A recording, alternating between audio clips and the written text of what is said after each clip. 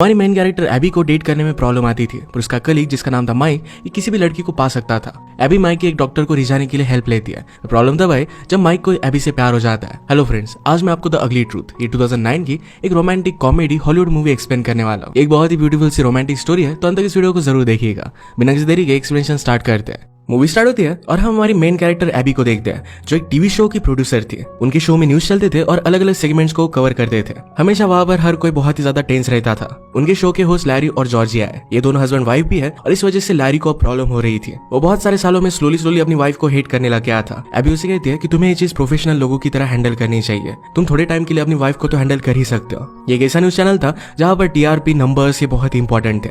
Actual news cover करना इतना ज्यादा इंपॉर्टेंट नहीं था, पर एबी के लिए न्यूज ये बहुत इंपॉर्टेंट है। अपनी शो की क्वालिटी को कॉम्प्रोमाइज नहीं करना चाहती। आज शो में एक शेफ को बुलाया गया था। जॉर्जिया को लगा कि जो चीज वो टेस्ट करी है ये चिकन है, पर शेफ उसे कहता है कि डक है। इस वजह से उसका मेल्टडाउन होने लग गया था। ये लाइव थे और प्रॉब्लम आ सकती थी, पर एबी इस सिचुएशन को कंट्रोल कर लेती है। वेदरमैन की तरफ उसने कैमरा कर दिया। अपने जॉब में वो परफॉर्म तो बहुत ही अच्छी तरीके से कर रही थी, पर उसका शो नंबर्स नहीं ला रहा था। ज्यादा लोग उसे देख नहीं रहे थे। इसके बारे में बात करने के लिए उसके बॉस ने उसे बुलाया। वो कहता है कि पुराने शोज लोग तुम्हारे शो से ज्यादा देख रहे हैं, हमें इसके लिए कुछ ना कुछ तो करना पड़ेगा। अगर एबी का शो ज्यादा लोग नहीं देखते तो उसके बॉस से बंद कर देने वाले हैं। इस बात से एबी बहुत ही डिस्टर्ब हो गई थी। उसके आज डेट थी और वो कैंसिल करना चाहती थी। उसकी फ्रेंड उसे समझाती है कि तुम्हें अपनी पर्सनल लाइफ और प्रोफेशनल लाइफ ये दोनों अलग अलग रखनी चाहिए। वैसे भी एबी को किसी के साथ डेट पर गए हुए बहुत टाइम हो चुका था। जिसके साथ वो डेट पर जाने वाली थी उसका ऑनलाइन उसने पूरा प्रोफाइल निकाला हुआ था। जब वो रेस्टोरेंट पर पहुंची तो वहां के रेस्टोरेंट से उस आदमी को डिस्क्राइब कर दिया। उसे प्रॉब्लम था, वो ये भी कहती कि उस आदमी की हाइट जरा कम है, पर हम दोनों की फेवरेट नॉवेल सेम है, इस वजह से चल जाता है। ये सारी बात उस आदमी ने सुन ली थी। वेटर ने उन्हें बॉटल वाटर के बारे में पूछा, पर एबी इसके लिए मना कर दिया। उसका डेट कहता है कि मुझे बॉटल वाटर चाहिए, पर वो कहती कि दोनों सेम ही चीजें होती है। उससे बात करने के अलावा एबी उसका प्रोफाइल ही देख रही थी। वो कहता है कि तुम्हें तो मेरे बारे में सब कुछ पता है, अब यहाँ पर बात क्या करनी है। एबी कहती कि मुझे मेरे आइडियल हस्बैंड में जो 10 चीजें चाहिए उसमें से 9 तुम कंप्लीट करते हो। उसको एबी थोड़ी सी भी पसंद नहीं आई और इनकी डेट यही पर खत्म हो जाती है। वो घर पर आई तो उसकी कैट ने उसे वेलकम किया। गलती से उसकी कैट चैनल चेंज कर देती है और एक शो वहां पर चल रहा था। ये हमारे और एक मेन कैरेक्टर का शो है जिसका नाम है माइक। वो शो में कहता है कि लड़कियां हमेशा रोमांटिक नॉवेल्स पढ़ती रहती है, आदमियों को डेट करने के लिए अलग अलग बुक्स का यूज करती है और इसी वजह से अकेली रह जाती है। अगर उन्हें आदमियों का साथ चाहिए तो सिर्फ एक ही चीज उन्हें ध्यान रखनी चाहिए कि आदमी सिंपल होते हैं। जिस तरीके से बुक्स उन्हें सिखाती है उस तरीके से आदमियों को ट्रेन नहीं किया जा सकता। अगर तुम्हें रिलेशनशिप में आना है तो आदमियों को जो चीज चाहिए वो तुम्हें दे देनी चाहिए। शुरुआत में किसी भी आदमी को तुम्हारी पर्सनैलिटी में उतना ज्यादा इंटरेस्ट नहीं होता। ये सब बोलने के बाद माइक के शो में लोग उसे कॉल कर सकते थे। एक लड़की ने उसे कॉल किया और पूछा कि तुम ऐसे बातें कैसे कर सकते हो, उन बुक्स ने मुझे हेल्प किया था। माइक पूछता है कि तुम्हारे बॉयफ्रेंड का नाम क्या है। वो लड़की कहती कि मेरा कोई भी बॉयफ्रेंड नहीं है। माइक कहता है कि यही मेरा एग्जैक्ट पॉइंट है, उन बुक से कोई भी फायदा नहीं होता। इन सब बातों से एबी गुस्सा होगी और वो भी उसे कॉल करती है। एबी उससे पूछती कि क्या तुम कहना चाहते हो कि आदमी प्यार करने के लायक नहीं होते। मैं एक ऐसे आदमी को जानती हूँ जो सारे क्राइटेरिया कंप्लीट करता है। माइक कहता है कि डिस्क्राइब करो कि वो कैसा है। एबी कहती है कि बहुत ही रोमांटिक है, वो कुछ ऐसा जॉब करता है जिससे वर्ल्ड को फायदा होता है। वो बहुत ही हैंडसम है और अपने जॉब में बहुत सक्सेसफुल है। उसे red wine, picnic, classical music सब कुछ बहुत अच्छा लगता है। माइक कहता है कि क्या तुम अमेरिका से कॉल कर रही हो, ऐसा आदमी तो मैंने कभी भी नहीं देखा। ये जो सब क्वालिटीज तुमने मुझे बताई ये सब कुछ लड़कियों में होती है। अगर तुम उसे मेरे पास लेकर आती हो तो मैं पर्सनली तुम्हें $100 दूंगा। एबी कहती है कि वो कहीं ना कहीं तो होगा। माइक कहता है कि वो तो रियलिटी में एग्जिस्ट भी नहीं करता। मैंने तुम्हें फिगर आउट कर लिया है, शायद तुम बहुत ही ज्यादा अगली हो, इसी वजह से कोई भी आदमी तुम्हें इंटरेस्टेड नहीं है। एबी कुछ भी बोल पाती इससे पहले माइक ने कॉल कट कर दिया। नेक्स्ट डे जब वो अपने ऑफिस में आए तो उसके बॉस बहुत ही एक्साइटेड थे। वो कहते हैं कि एक आदमी को हमने हायर किया है जो हमारे शो को एक नई हाइट तक लेकर जा सकता है। ये माइक ही है जिसके साथ एबी ने कल रात बात की थी। एबी को ये बात थोड़ी सी भी अच्छी नहीं लगती। वो कहती कि हमारे कुछ स्टैंडर्ड्स है, हम उसे हमारे साथ नहीं रख सकते। बॉस ने ऑलरेडी माइक को हायर कर लिया था। माइक आकर एबी से मिलता है और उसे देखते ही उसके साथ फ्लर्ट करने लग जाता है। एबी कहती है मैं तुम्हारी प्रोड्यूसर हूँ। माइक कहता है कि मुझे मेरी ऊपर की लड़कियां अच्छी लगती है। एबी अपसेट थी तो बॉस उसे समझाते हैं कि हम एक न्यूज चैनल है, यहाँ पर क्या सही क्या गलत ये हम डिसाइड नहीं करते, लोग डिसाइड करते हैं। एबी एक स्पीच के लिए रेडी हो रही थी। माइक ने नॉक किया पर वो ओपन नहीं करती तो अंदर घुसा है। एबी उस पर बहुत ही ज्यादा गुस्सा आती है तो माइक कहता है कि ऐसा मैंने क्या किया। एबी कहती कि कल रात हम दोनों की बात हुई थी। माइक कहता है कि मैं सरप्राइज्ड हूँ, तुम तो अगली नहीं हो। एबी कहती कि तुम्हारा शो बहुत ही घटिया था। माइक कहता है कि अगर कल रात तुम उसे देख रही थी तो इतना ज्यादा भी घटिया नहीं था।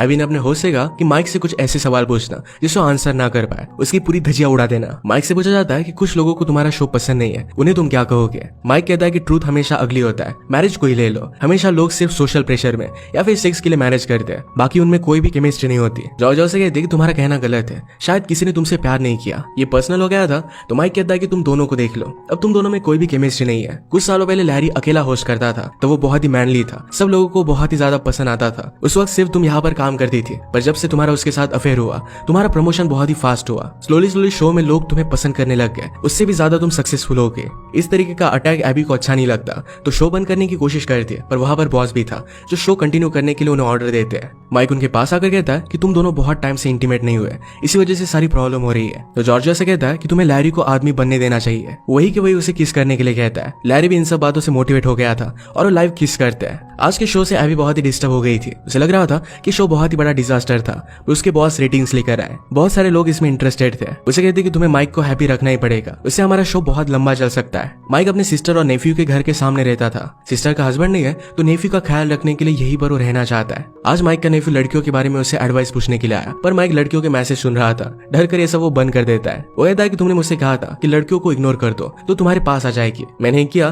तो एक लड़की रोने लग गई थी।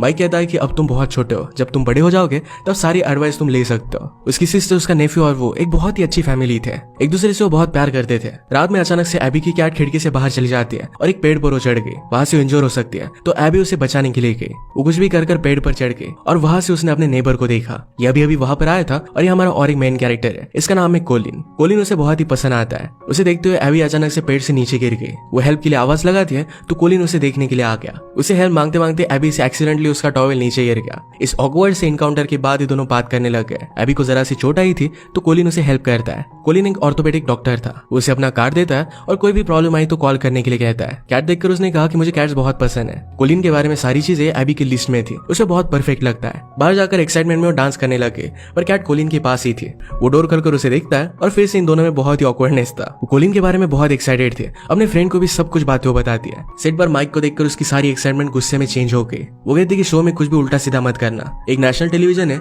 और यहाँ पर तुम गंदी हरकतें नहीं कर सकते। माइक कहता है कि तुम्हें मुझसे अच्छे से बात करनी चाहिए, अगर मैं ना होता तुम्हारा जॉब चला जाता। शो स्टार्ट होता है और माइक कहता है कि लड़कियों को पिकनिक्स, रोमांटिक डिनर, इन सब चीजों में बहुत इंटरेस्ट होता है, पर आदमियों को इन सब में कोई भी इंटरेस्ट नहीं है। वो डायरेक्टली सेट से बाहर निकल गया। बाहर उसने 2 लड़कियों को बाथ टब में रखा था। वो कहता है कि आदमियों को ये सब पसंद है। ये सब देखते हुए व्यूअर्स की अटेंशन बहुत ही अच्छी आ रही थी तो एबी भी माइक को डायरेक्ट करने लग जाती है। एक बहुत ही अमेजिंग सा शो हुआ था, पर एबी को ये सब करना अच्छा नहीं लगता। माइक कहता है कि तुम ही तो मुझे डायरेक्ट कर रही थी। एबी कहती कि ये सब मुझे करना पड़ रहा था, अगर ऐसा ही चलता रहा तो मुझे न्यूड होकर न्यूज रिपोर्ट करनी पड़ेगी। इसी के बुरे सपने रात में एबी को आते हैं। अगले दिन फिर से शो को बहुत ही अच्छी रेटिंग्स आई थी। एबी उससे कहते कि तुम्हारी थेरीज बहुत ही घटिया है, मैं एक्चुअल में एक ऐसे आदमी से मिली जो परफेक्ट है। माइक कहता है कि तो फिर डेट पर कब जा रहे हो। एबी कहती कि अब तक हमारे बीच में कुछ भी हुआ नहीं है। माइक कहता है कि इसका रीजन सिर्फ एक है कि वो तुम में इंटरेस्टेड नहीं है। इस बात से एबी गुस्सा होगी और वो डायरेक्टली कोलिन को कॉल करती है। उसे स्ट्रेट फॉरवर्ड होकर डेट के लिए पूछ रही थी पर कोलिन उसे मना कर देता है। ये सब बातें माइक फोन पर सुन रहा था और वो कॉल कट कर देता है। माइक उसे कहता है कि अगर तुम चाहती हो कि वो तुम में इंटरेस्टेड हो तो इस तरीके से डेस्परेट अटेम्प्ट तुम नहीं कर सकती। अब वो तुम्हें फिर से कॉल करेगा तो किसी और आदमी का नाम लेना। जिस तरीके से माइक कह रहा था यही सब एबी करती है। माइक फिर उसे होल्ड पर रखने के लिए कहता है। एबी को ये सब बातें अच्छी नहीं लगती पर माइक कहता है कि 100% वर्क करेगी, तुम मेरा सुनोगी तो सब कुछ एकदम ठीक हो जाएगा। एबी कहती कि अगर नहीं हुआ तो फिर क्या करोगे। माइक कहता है कि इस जॉब से मैं क्विट कर दूंगा। इसके बाद एबी ने एक्सेप्ट कर लिया। बहुत टाइम गुजर जाने के बाद भी कोलिन फोन पर था तो माइक उसका फोन कट कर देता है। वो कहता है कि बाद में वो तुम्हें अप्रोच करेगा ही, अब वो तुम्हारे पूरे कंट्रोल में आ गया है, अब वो फिर से तुम्हें कॉल करेगा। और वही हुआ। माइक फिर उसे कुछ एडवाइस देने के लिए बाहर लेकर गया। कहता है कि कभी भी उसे क्रिटिसाइज मत करना, आदमी कभी भी पर्सनल ग्रोथ नहीं कर सकते। रूल नंबर 2 कि वो कुछ भी कहे उस पर तुम्हें हंसना है, इसे आदमियों को बहुत ही अच्छा लगता है। 3rd चीज के लिए तुम्हें अच्छे कपड़े पहनने पड़ेंगे, तुम जिस तरीके से ड्रेस करती हो इससे तुम सही नहीं लगती। उसे एक शॉप में लेकर आया और एबी को पूरा मेकओवर देता है। वो एबी से कहता है कि कभी भी उसके सामने अपने प्रॉब्लम्स के बारे में बात मत करना, उसे कोई भी इंटरेस्ट नहीं है। एबी को लगता है कि शायद कुछ आदमियों को एक्चुअल में इंटरेस्ट होता है, पर माइक ने कहा कि ऐसा कुछ भी नहीं है, उन्हें सिर्फ एक ही चीज चाहिए। रात में एबी बहुत ही अच्छे से रेडी हुई क्योंकि माइक को पता था कि कोलिन आज रात उससे मिलने के लिए आएगा। उसे कहता है कि जब तुम उसके साथ डेट पर जाओगी तो थोड़ा थोड़ा तुम्हें फ्लर्ट करना पड़ेगा। एबी कहती कि मैं फ्लर्ट कर सकती हूँ, पर माइक को इस पर बिलीव नहीं होता। एबी ने उसे फिर फ्लर्ट कर दिखाया। अचानक से डोर पर नॉक आई और एक कोलिन ही था। उसे एक डेट के लिए गेम पर लेकर जाना चाहता था, इसके लिए वो बहुत ही एक्साइटेड थी। उनकी डेट पर माइक उन्हें दूर से ऑब्जर्व कर रहा था। माइक और एबी डायरेक्टली एक दूसरे से बात कर सकते हैं। माइक कुछ उल्टा सीधा बोल देता है और यही चीज एबी ने बोल दी। कोलिन को ये सब बातें बहुत ही वियर्ड लगती है। माइक कहता है कि अब तुम्हें रिकवर करना पड़ेगा, तुम्हें कुछ सेक्सी करना पड़ेगा। एबी की इस कोशिश में कोलिन का ड्रिंक उससे गिर गया, इसे वो साफ करने लग जाती है। सारे स्टेडियम के कैमरेज उस पर थे और लोगों को कुछ अलग ही लगता है। आज की सारी एम्बैरेसमेंट के लिए एबी कोलिन को सॉरी कहती है। कोलिन ने कहा कि मैंने जिन भी लड़कियों को डेट किया है उनसे तुम बहुत अलग हो। तो उसके पास आ गया और उसे किस कर लेता है। इन सब बातों की वजह से एबी बहुत खुश थे। हम माइक के एक्सप्रेशन से देख सकते हैं कि वो थोड़ा सा अफेक्टेड है। अपने शो में माइक फिर से उल्टी सीधी एडवाइसेस दे रहा था तो उसका नेफ्यू वहां पर आ जाता है। उसने कहा कि तुम यहाँ पर नहीं आ सकते, यहाँ पर हम कुछ भी बातें करते हैं। नेफ्यू को एक एडवाइस की जरूरत थी। वो कहता है कि लड़कियां मुझे डेट के लिए पूछ रही है, क्या मैं उन्हें हाँ कह दूं? माइक कहता है कि ये चीज तो बहुत ही अच्छी है, तुम्हें उसके साथ डेट पर जाना चाहिए। एबी को माइक की ये साइड देखकर बहुत अच्छा लगता है। माइक जिस तरीके से अपने नेफ्यू के लिए केयर करता था, ये चीज एबी को देखकर अच्छा लगता है। एबी आज बहुत एक्साइटेड थी क्योंकि कोलिन उसके साथ और एक डेट पर जाना चाहता था। उसे पूछते कि हम दोनों कब इंटीमेट हो सकते हैं। माइक ने कहा कि जब तक तुम उसे रोक सकती हो तब तक तुम्हें उसे रोक कर रखना चाहिए, इससे अच्छी तरीके से तुम्हारे कंट्रोल में रहेगा। जब तुम डिसाइड करोगे उस वक्त तुम्हें रेडी रहना पड़ेगा। एबी 1 साल से किसी के भी साथ नहीं थे तो हेल्प करने के लिए माइक उसे एक गिफ्ट देता है। वो कोलिन के साथ डेट पर जाने के लिए रेडी हो गए। डोर पर नॉक आई पर माइक और शो का प्रोड्यूसर था। वो कहते हैं कि हमने तुम्हें ईमेल किया था, आज रात हमारा टीवी एग्जीक्यूटिव्स के साथ डिनर है। एबी कहती है कि मेरी तो डेट है, तो कहते हैं कि हम कोलिन को भी लेकर जाएंगे। यहाँ डिनर करते वक्त माइक की गिफ्ट की वजह से बहुत सी ऑकवर्ड सी चीजें होती है जिसके क्लिप्स आपको यूट्यूब पर मिल जाएंगे। डिनर के बाद माइक एबी से कहता है कि कोलिन एक्चुअल में तुम्हें बहुत इंटरेस्टेड है। इसके बाद कोलिन और एबी ये दोनों एक दूसरे को अच्छी तरीके से डेट करने लग गए थे। ये अलग अलग जगह पर जाते, पिकनिक पर जाते हैं। एबी को हमेशा उसके सामने एक परफेक्ट लड़की होने का प्रिटेंड करना पड़ता था, पर फिर भी वो कोलिन को बहुत ही लाइक करती थी, तो ये सब फाइन था। एक रात ड्रिंक्स के लिए बाहर आए थे। माइक उसे कहता है कि तुम बहुत ही टैलेंटेड हो, तो न्यूयॉर्क वगैरह इस टाइप की बड़ी सिटी में क्यों नहीं जाती? एबी को सिटी बहुत पसंद थी और यहीं पर वो फैमिली स्टार्ट करना चाहती थी। ये जब वो बता रही थी तो माइक किसी और ही लड़की को देख रहा था। एबी कहती कि कोलिन कभी भी ऐसी लड़की को देखेगा नहीं। माइक कहता है कि ऑफ कोर्स देखेगा, वो भी एक आदमी ही है। उनके रिलेशनशिप के बारे में पूछता है तो एबी कहती कि शायद इस वीकेंड में वो दोनों इंटीमेट हो जाएंगे। माइक का शो बहुत ही पॉपुलर हो रहा था तो एक टॉक शो में उसे बुलाया गया। इसके लिए वो बहुत एक्साइटेड था। एबी के बॉस उसे ऑफिस में बुलाते हैं। उन्होंने कहा कि माइक को एक बहुत बड़ी ऑफर मिली है, अगर वो ले लेता है तो शायद हमारा शो बंद पड़ जाएगा। तुम्हें उसके साथ जाना पड़ेगा, उसे कन्विंस करना पड़ेगा कि हमारे साथ वो 3 साल तक काम करेगा। एबी के इस वीकेंड के लिए कोलिन्स के साथ प्लान थे पर ये सब उसे कैंसिल करना पड़ता है। माइक शो में क्या बोलना है इसकी प्रैक्टिस करने लग गया। एबी मजाक में कहती है कि तुम्हारी वजह से बहुत सारे लोगों की लाइफ बन गई है। माइक कहता है कि सचमुच में ऐसा हुआ है, अगर मैं तुम्हें हेल्प नहीं करता तो कोलिन कभी भी तुम्हारे साथ डेट पर नहीं जाता। जैसा मैं तुम्हें कहता हूँ उसी तरीके से तुम बिहेव करती हो, इसी वजह से अब तक कोलिन तुम में इंटरेस्टेड नहीं है। तुम हर एक चीज को कंट्रोल करना चाहती हो, अगर वो सब कोलिन को पता चल गया तुम में उतना ज्यादा इंटरेस्टेड रहेगा नहीं। इस बात पर एबी सोचने लग गई थी। शो में जाने से पहले एबी माइक को कॉन्फिडेंस देती है जो माइक को बहुत ही अच्छा लगता है। शो पर फिर से अपनी थ्योरी सुनाकर माइक लोगों को बहुत हंसाता है। होस्ट ने पूछा कि मुझे बताओ कि वो लड़की कौन थी जिसने तुम्हारा हार्ट ब्रेक किया, इस वजह से तुम ऐसे बन गए। इस बात को माइक टाल देता है। ये सक्सेसफुल हुआ और माइक और एबी दोनों सेलिब्रेट करते हैं। एबी ने कहा कि ऐसी कौन लड़की थी जिस वजह से तुम इतने ज्यादा हर्ट हो। माइक तो पहले इस पर बात नहीं करना चाहता था पर वो कहता है सिर्फ एक लड़की नहीं थी, बहुत सारी लड़कियों ने उसका दिल तोड़ा था। हर बार एक परफेक्ट रिलेशनशिप के लिए वो ट्राई करता था और उसने रियलाइज किया कि ऐसी कोई भी चीज नहीं होती।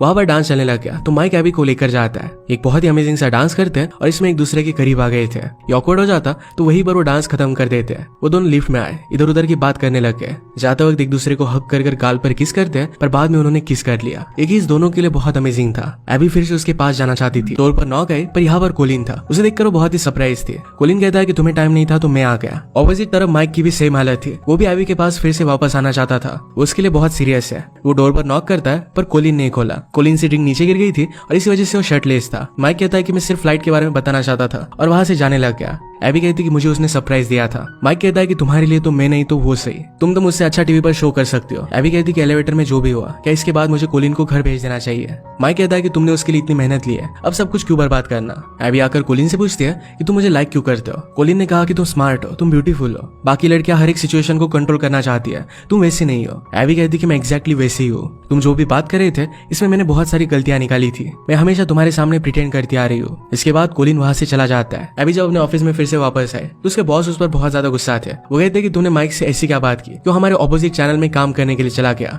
इस बात से एबी गुस्सा हो गई। वो कहती कि हमें माइक की जरूरत नहीं है, उसके जैसे हमें बहुत सारे मिल जाएंगे। माइक को एक बहुत ही अच्छी पोजीशन मिल गई थी। एक जगह पर एयर बलून्स का फेस्टिवल चल रहा था तो दोनों वहां पर जाकर शूट कर रहे थे।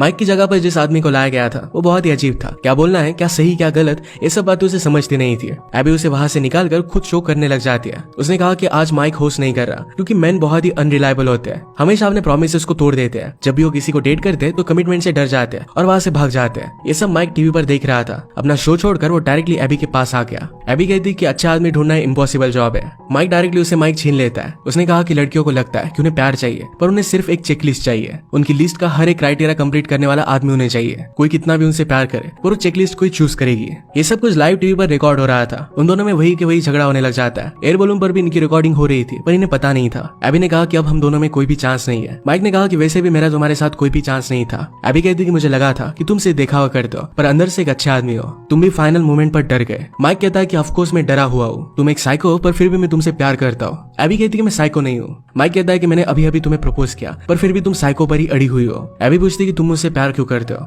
माइक ने कहा कि इसका आंसर मुझे पता नहीं है पर हमेशा मैं तुम्हारे बारे में सोचता रहता हूँ। मैं जब तुम्हारे साथ नहीं होता हूँ तो मुझे बहुत बुरा लगता है। ये बहुत ही डिस्टर्बिंग होता है पर मैं तुमसे बहुत प्यार करता हूँ। ये सुनने के बाद एबी उसे किस कर लेती है और ये दोनों एक साथ थे। इस सब के बाद भी इन दोनों की रिलेशनशिप एक दूसरे को चैलेंज करते हुए आगे बढ़ती है। इन दोनों में कितने भी झगड़े हो पर एक दूसरे से बहुत प्यार करते थे। इसी के साथ ये मूवी एंड हो जाती है। अगर आपको एक्सप्लेनेशन अच्छा लगा तो प्लीज लाइक और कमेंट जरूर कर दीजिएगा। बहुत